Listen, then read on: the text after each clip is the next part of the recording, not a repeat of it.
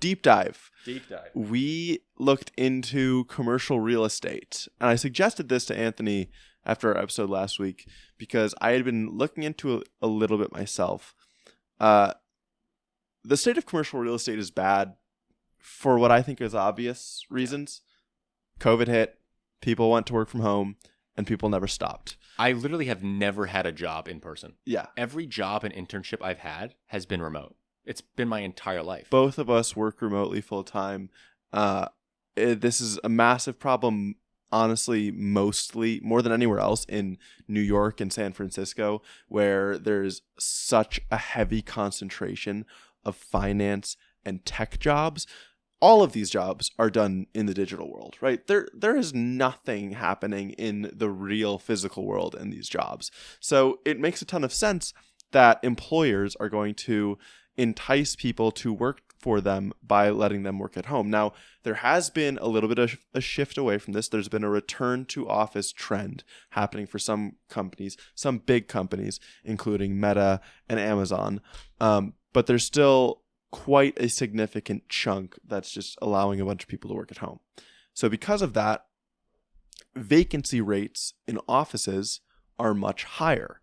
It's up to, I've seen numbers between like 12.5 and 16.5% as the vacancy rate in offices. I saw a number that says the net absorption, which is the amount of square feet in offices that are vacant, has fallen. The net absorption is negative 186.4 million square feet since the beginning of COVID, essentially. Dude, could you imagine buying this big fancy building in downtown San Francisco and then it's just empty? Yeah, it's brutal. And so what happens when there are these big vacancy rates?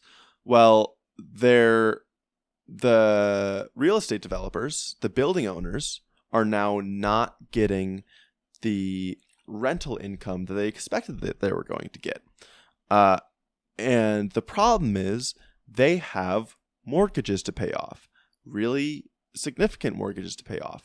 And they've gone into these they've bought these buildings, they've developed these projects with the assumption, with the understanding that their vacancy rates are going to hover around 5%, like max. Oh, wow. Right. So, and that's the what only they've way baked in. That's how they're profitable, right? Maybe they can be 6% and break even, 7%, but 12%, 15%, these are unprecedented before COVID. So what's happening now is these building owners are failing to pay their mortgages, and they're defaulting more and more often on their mortgages. The default rate right now is at 4%, which is high, but still much lower than the 10% that it was in the Great Recession. Yeah. What I've seen is that people in the industry expect it to rise probably to around 6% at least by the end of the year. Okay. So it probably will still go up. And these building owners have a few options now. They can liquidate their assets and try to pay off the debt in other ways besides the rental income.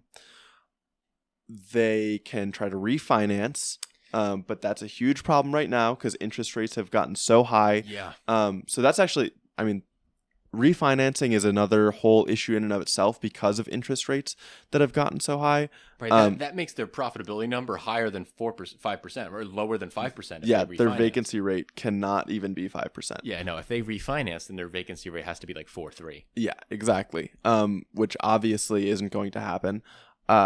So refinancing basically isn't even an option. So the last option is what people in the industry call throwing the keys back to the bank. And that means you purposely default on the loan because you want the bank to repossess the property. Yeah. Because you know that you can't profit off it. So you're like, and this is the problem with capitalism. Like the punishment isn't jail. Like you can just renege on your agreement and there be no real downside to it. It's all cost benefit analysis. Exactly. And then you can find an optimal way to get around those things. That's exactly. So what I see is happening is the banks are now going to be taking on these assets, which used to be like grade AAA assets. Like commercial real estate used to be the highest rated asset that you could possibly have. It could be like this. It was like the safest. Yeah, exactly. And now it's going to have lost like half its value. That's what's so bad, because the stocks of these companies who are in commercial real estate plummeting. Yeah. It is in a year where the S&P 500 has performed exceedingly well. Mm-hmm. The commercial real estate stocks and commercial real estate ETFs are significantly underperforming the S&P and have actually lost value. Yeah, absolutely. And so I think what we're going to see is a lot of smaller banks collapsing and failing. Right. Because who owns these mortgages for the commercial real estate? We want to know, how is it exposed? Because what made the 2008 financial crisis so dangerous was every bank and every financial institution was exposed to consumer mortgages. Housing. Residential, yes. Now, who is getting exposed to the commercial real estate? So this is what I have. I think it matches what you have pretty well. Yeah. So we have life insurance guys, CMBSs, CDOs. I don't know what that really means. Different agencies. That makes up like 50% of the owners. Okay. Sure. When we look at small banks and community banks, these guys make up 12%. And regional banks, if we include regional banks, community banks, and small banks, then we're looking at around 25% of commercial real estate mortgages being owned by these types of banks. Okay. Does that make sense? That sounds about right to me. Cool. What my numbers are, 20% is like the top 23 banks. Okay. It's 20%. No. I looked at it a different way. Okay. So I looked at it as what percentage of the bank's assets are commercial real estate. And I found on average, it's the smaller banks. It's the banks with 1 to 10 billion in assets that have more commercial real estate on their books. Yes. They have about 33% is Beautiful. what I found. That's exactly what I have here. I have community banks, total assets 1 to 10 billion. Indirect exposure is 13.5%. Their direct exposure is 24%. That makes your 35% number. Yeah. There So they're more exposed. I think the bigger banks, it's down Nothing. closer to 20%, and they're going to be completely fine. I've specifically looked at the like balance sheets of Bank of America, of Wells Fargo, JP Morgan.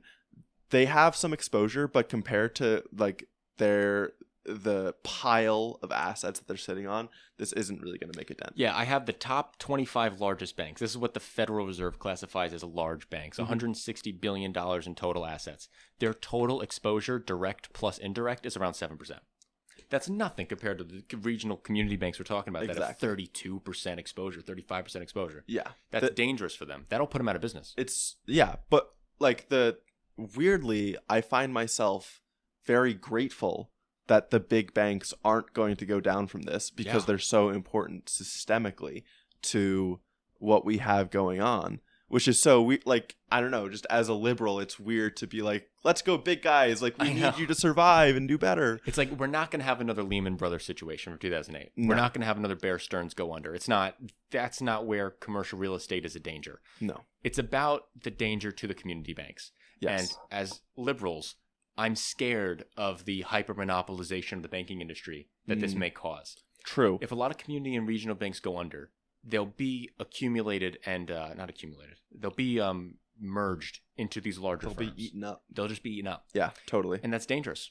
Yeah, it's dangerous. It's so funny because it is, to me, it's kind of a natural monopoly. Right. It is But a natural monopoly. it only works as a natural monopoly. You don't want to give a monopoly, even if it is a natural monopoly, to a profit-seeking organization. Yep. That's the problem. Yeah, that's the problem.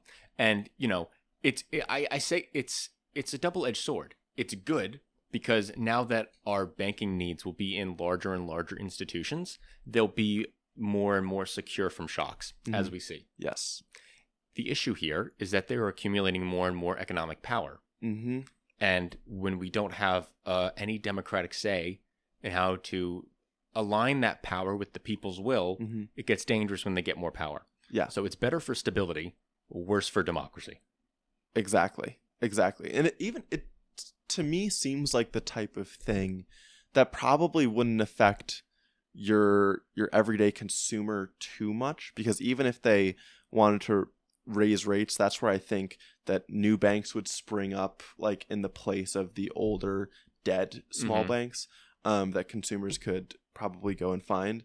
It would really hurt small businesses, Yeah, like true. that were growing and needed somewhat larger loans from big banks, and all of a sudden the industry is more and more consolidated, so money becomes more expensive. Yeah. Yeah. And that makes it difficult for small businesses to get the loans that they need to start up. Yeah, No doubt. definitely. I have a few other things to talk about on this. One is the differentiation between the types of buildings that are being the most affected here. So there's been talk about a flight to quality that's happened since COVID, and the line of thinking goes like, people don't want to return to a dingy office where the lighting is bad and there are cubicles everywhere and it's not really a great experience to be there, right? If that's the case, everyone, including the executives, the bosses, they want to stay in their nice homes, right? Hang out with their families, their dogs, their kids. Play Smash Bros in between meetings. Exactly. With the executive right here. But the tenant in nice buildings, where you have a good cafeteria on the bottom floor and you have a pool table and like a lobby type of thing right next to where you work, and pinball and all this, or foosball, they want to go back in office. So these Class A building owners aren't going to struggle nearly as much. Those buildings are going to retain their value. It's the Class B building owners, the ones that really are kind of more interesting. run down, that are really over leveraged and facing a lot of difficulty. Do you think that there's a benefit to this where these commercial real estate properties might be able to be turned into housing? That is an angle. I've looked into the housing conversion thing a little bit. It's hard. Because it's hard and it's expensive. Mm. And so I think the problem there is similar in that, like, it turns into a math equation. Can you make it work, right? Can the costs, including the costs that you need to get the mortgage with the high rates currently, Yeah. can you make that equation balance out with the amount that people will pay for those apartments? I'll tell you this. We had an issue kind of similar to this in Brookline, where we were debating whether or not to build a new school. Mm. And we got an estimate on refurbishing the current school, and it was just as expensive as building an entire new school. And you're like, okay, well, at that point, I might as well build a new school. Yeah. And I think a lot of these buildings might be in the same boat. It might be more expensive to refurbish rather than just destroy and start up. Yeah. That's not good from an environmental perspective. A lot of environmental engineers and architects really want buildings to get repurposed. Definitely. Because so much carbon that is locked in concrete that gets released into the atmosphere every time you destroy a building is insane. Really? Yeah. The destruction of buildings emits so much carbon. I didn't know that. Yes, because all of that carbon that's stored in the concrete. Interesting. Okay. Right? Well, and I would also think just in terms of consolidation of space. Oh, that too. Yeah, right. I mean, it's reduce, reuse, and recycle. So Right. yeah, it makes sense. Right, that reuse part is kind of important. Definitely. But so it's an interesting play. If they can, obviously we need more housing. Mhm. If they can find a cost benefit way to make this happen, that's where I would like a lot of this to go. And I would love for that to be the effect. Yeah, You know, that would be fantastic. if we see some regional banks collapse, and I want to bring one more number for the regional banks. So I have this number of the community banks. Of the banks that have 50% of their total assets in commercial real estate, 3.3% is direct exposure. Those are the guys who are going under, Yeah, right? it is kind of shocking how little of it is direct exposure. Yeah, it's actually shocking. But those 3% of community banks are the ones who are gone. Yeah, Like, they're gone. and there's a significant percentage of the 50 of the others that are gone too. It's weird because I try to look into this a little bit, and sometimes this reading about finance makes me feel dumb because of how separated it, like of how distanced it starts to get from reality. So true. And so I felt reminiscent of watching The Big Short when I was reading about this, because there's the CMBS, which you mentioned here, Did, yeah. is kind of the same thing that caused the financial crash in 2008. That's like a CDO, right? It is basically they're financial instruments that are tied to the value of a mortgage underneath them on commercial real estate. So it's literally like there's a scene where I think it's Selena Gomez is sitting at a table with I forget who the other celebrity was. That is classic. And it's like let's let Selena Gomez and blah blah blah explain what CDOs are to you. And they make a bet at the poker table, and there's a whole crowd watching them. And one person in the crowd makes a bet on Selena Gomez's bet and is like, I think she's going to win. So I'm going to bet on this and you give me this amount of odds on it or whatever. And then someone heard that conversation and made a bet on that conversation. Oh, man. So you're getting these securities that are, again, like built more and more off on these mortgages. And I do wonder, I didn't see any data. I wonder how far does this exposure go? Is that the indirect exposure that we're talking about? Yes. That's the indirect exposure that we're talking about. Yes. So I have a little bit of numbers for it, right? So the community banks have 24% of direct exposure and 13% of indirect. Okay. So 13% indirect exposure. We're talking, like 13% of their bank's assets are in indirect exposure to the commercial real estate industry? That's pretty insane. Yeah, it's scary. But I mean, the question is, can they safely, like who gets screwed here, right? Can they just default? Because this has already happened, where some of the biggest financial institutions in the world have just purposely defaulted on their bonds. Yeah. Blackstone did it. Brookfield did it. Right, Goldman Sachs did it. Yep. So I'm wondering, like, who was expecting those payments? Who sold those bonds to these institutions and isn't getting paid back now? Mm-hmm. And I don't think that's public information. Yeah, I don't have the answer to that. So, yeah.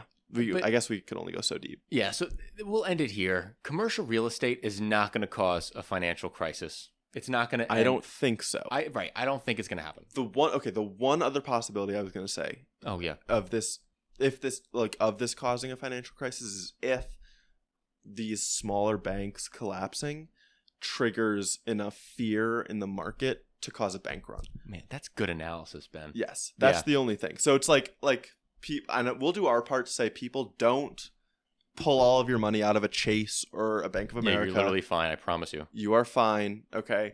It is only these small banks that are over leveraged, potentially in trouble. And I don't think anybody in here has more than $250,000 in their accounts that aren't covered by the FDIC. So you're fine. Yeah. No reason for a bank run. You guys are chilling. Exactly. But that's true. It's true. It could just cause fear in the market, downturns in the stocks, and then people get scared and bearish, right? Yeah. It's all about speculation and it's all about perception. Yeah. Our entire economy is built on a house of cards. Steve Bernanke, he was the chairman of the Federal Reserve during the 2008 recession. He literally said, he's like, perception is everything.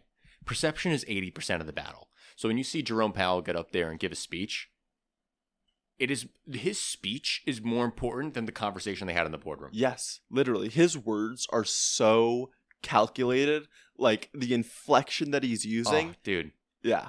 The analysis that people do of his speeches are insane. They will take every word and make a whole interpretation of it. Articles are written in every single major publication on it. No, it's insane. Yeah. So commercial real estate, it's upsetting. It's going to endanger the community banks. Not a large enough thing to cause a financial crisis unless other things happen alongside it. Yeah.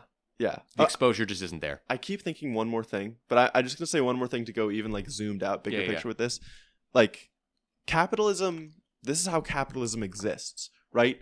Things change and capitalism gets really like efficient and hyper focused or hyper tailored to one way of the world. Right. And this is a perfect example where commercial real estate is made. It's a AAA rated security. Right. It's like perfect. It's never going to go down. People are always going to need offices. And then something changes.